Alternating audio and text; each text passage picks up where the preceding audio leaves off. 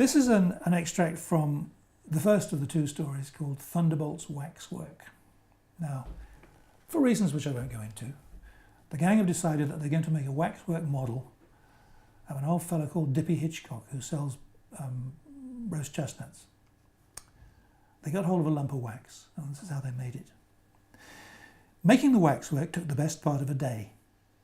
Benny hung around his father's workshop and borrowed a suit someone hadn't paid for.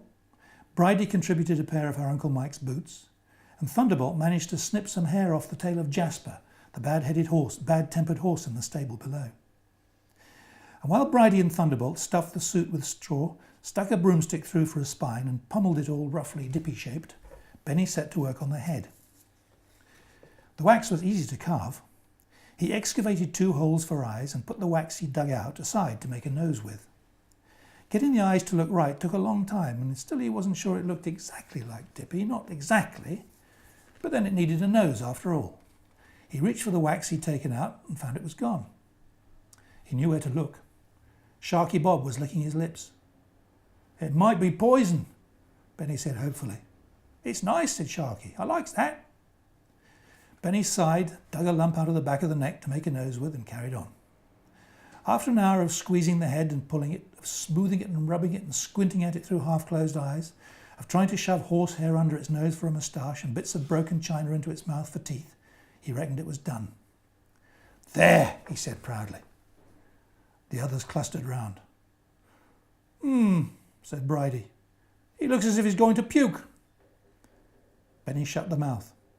At once the head took on the pursed-up expression of someone who's just swallowed a caterpillar. "He's cross-eyed," said Thunderbolt. "He looks as drunk as a fish."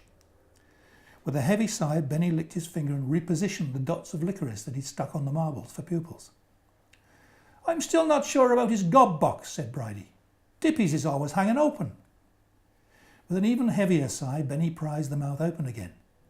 Now Dippy looked like an apprehensive patient about to undergo a new and untried form of dental surgery. "That's better," said Thunderbolt. "But his eyes, I don't know." "You do it then," said Benny. "You're so blooming clever, you show us how his eyes ought to go. I suppose you've been making eyes all your life. I suppose you're an expert on eyes. I suppose no one knows anything about eyes except you. I suppose people come from all over the world to ask you about eyes. Well, go on then, you make him look right, since you're the only one who knows how." He thrust the sticky head at Thunderbolt, who prodded and scraped and shoved for a minute or two.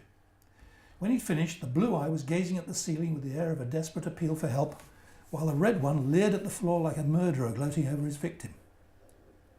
They all stood back and studied it critically.